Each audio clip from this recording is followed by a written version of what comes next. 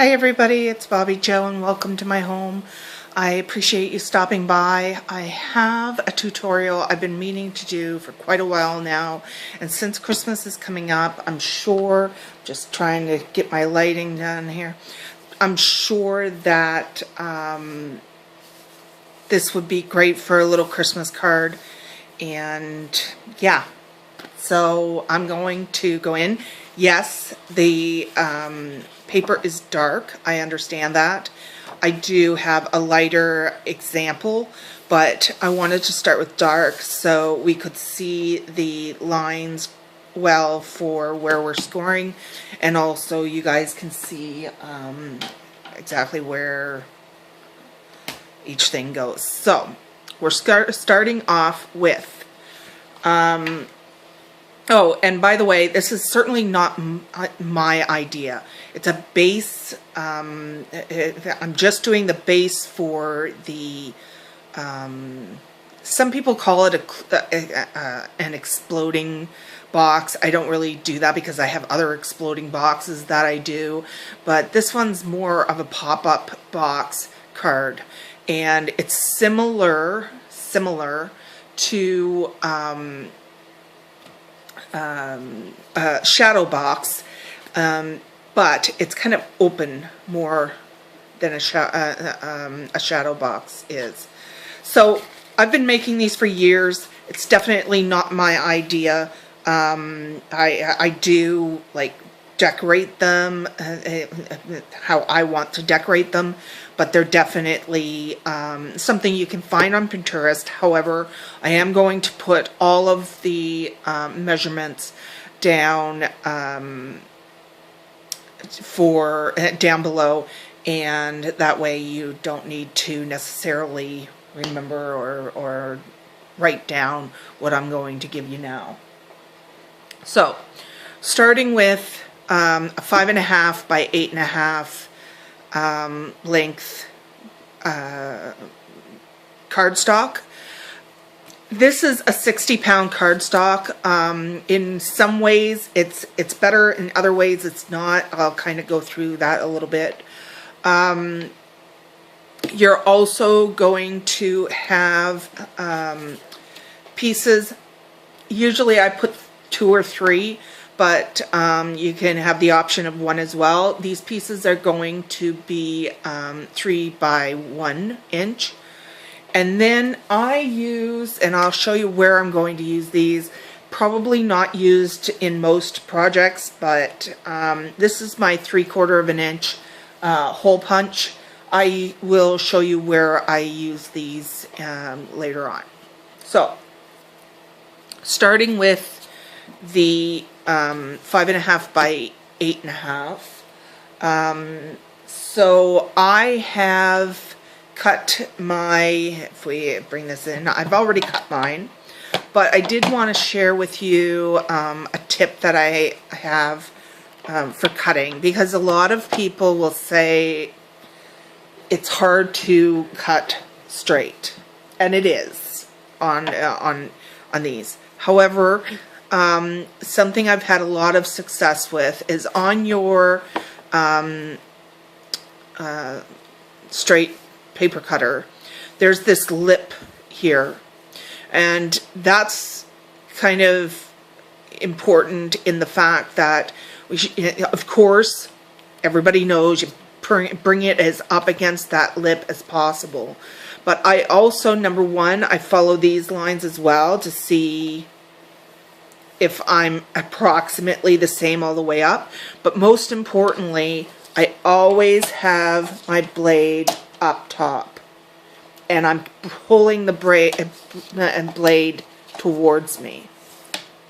Always. Because sometimes, and I'll show you on this spare one I have, sometimes if you're going against it, it slides up. And yeah, I don't know if you saw that, but it'll slide up.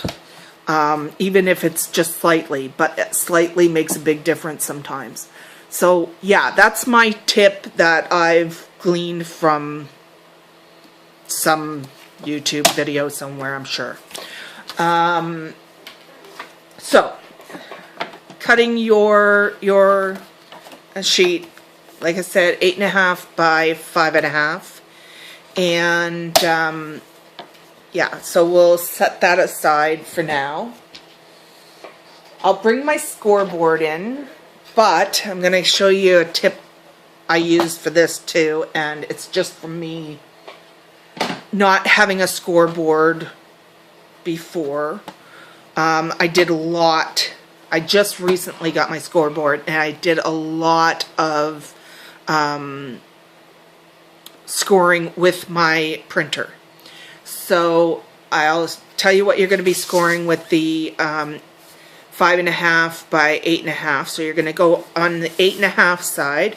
You're going to score at 2. You're going to score at 2, 4, 6, and 8. You're going to have that. We'll deal with this half an inch later. But turn your sheet to the 5.5 side, and you're going to go down the middle at 2 3/4.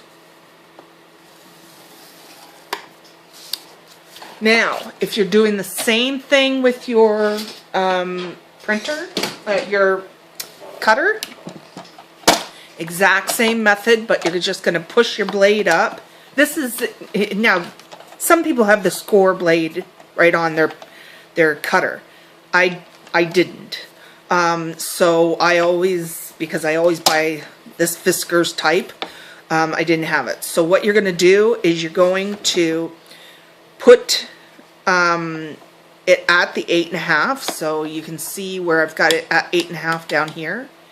And then I'm going to, well, I kind of have to, sorry, I'm doing it this way, sorry. So if you're doing it with this, you're going to go at 1/2 inch, just score with your stylus. Then you're going to go so that this now is at the 2. Score with your stylus. You're going to move this along so that it's at the 4 now, and score again. And then you're going to move this along so that it's at the 6, and score your last line. Then this one, you only have to do it once. So you bring it to, as if you're going to cut that middle down, but don't, of course. And then you're going to bring your stylus down as if you're cutting blade. And I used to emboss like this because I would manually emboss with measurements and things like that. I got so that I was very efficient at it, because you've heard me tell it before, I'm kind of cheap. So I thought to myself, why am I having a scoreboard when I can do that? But the scoreboard was an investment for envelopes, which went awry because I ended up with an envelope punch board. But anyways, bought it, figured I'd use it. So with this sheet, you're going to first take that where you made that line for the 1/2 inch. You're going to take and you're going to cut up and just slightly past this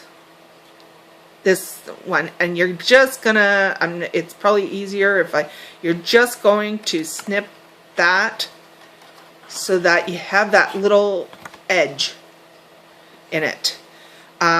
So yeah, I just make sure that it's not really clear out of the box, and yeah, you've got that little edge there. So now comes for our folding. For our folding, your back is going to stay stiff.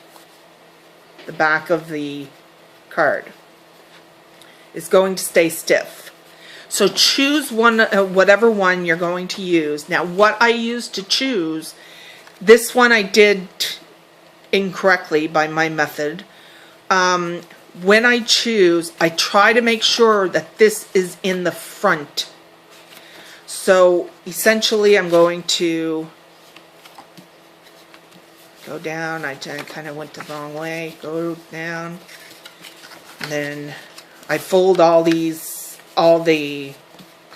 2-inch ones first. That gives me, because then you're going to bring it so that it's like this. So before we do that though, I'm sorry, I should have told you this before. You're going to, well, actually there's a reason I didn't. Now so I'm going to decide that this is my back. So now this is my back. I'm going to cut right down the middle of this fold, right down the middle of this one, and right down the middle of this one.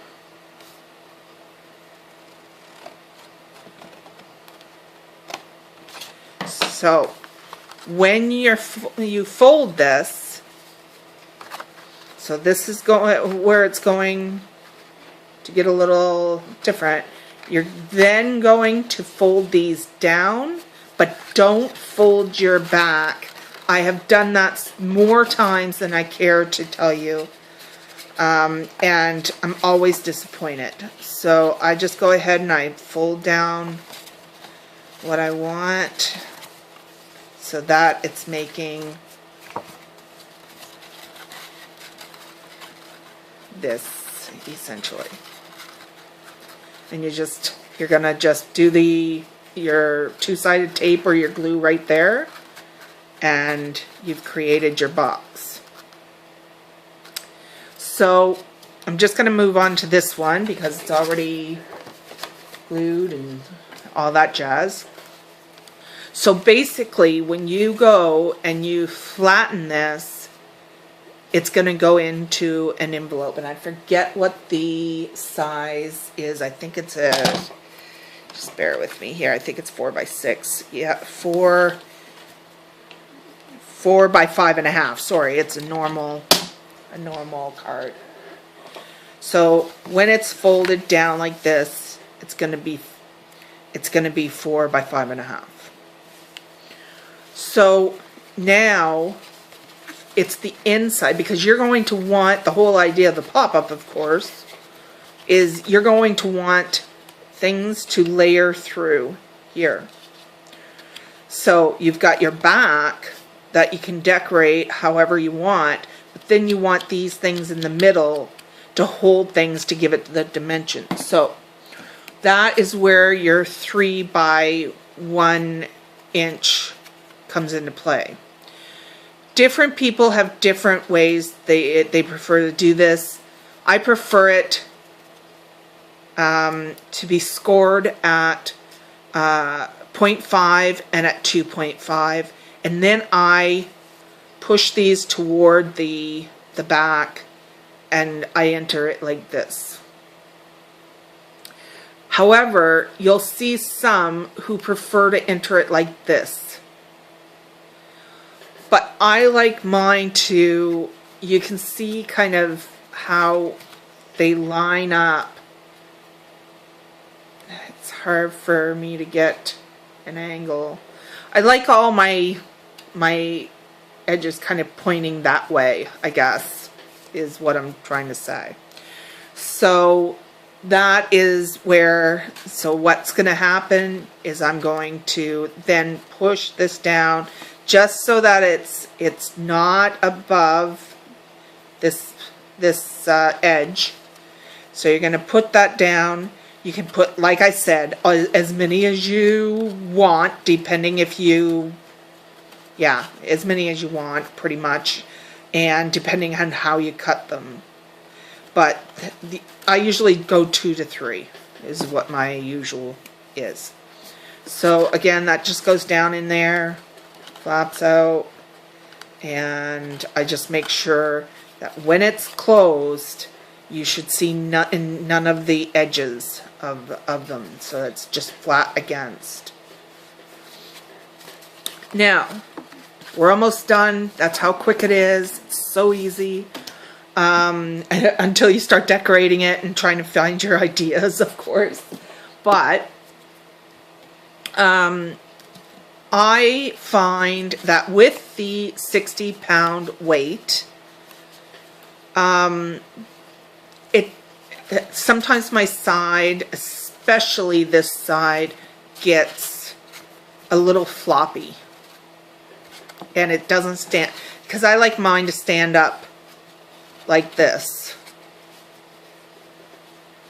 so that it's sitting on a desk and looks like this. So what I do is I take my 3 1/4 dot. I'm just going to go right down the middle of it. This I won't pull my scoreboard out for, of course.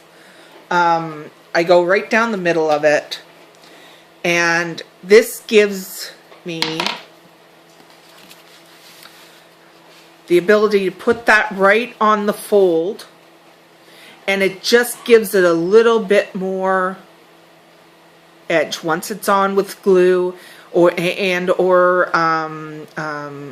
double-sided tape. Just gives me a little bit more toughness there. Sometimes, though, if you want to get a little bit, I will take and I'll put flowers right here, like little one layer flower, and score it in the middle, so the flower holds it up. So all different kinds of things you can do. Now, what can you do with this box? It's limitless. You could make one that can hold pencils and pens. You can make one that, usually my favorites are the ones with floral arrangements.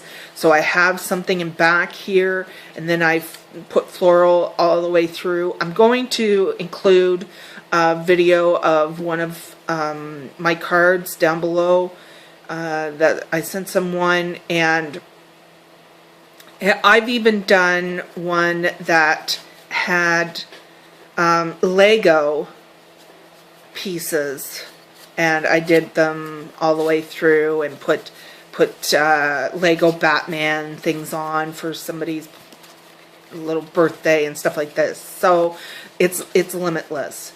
I do usually cover, I do have something underneath, so I do put another layer on there if necessary.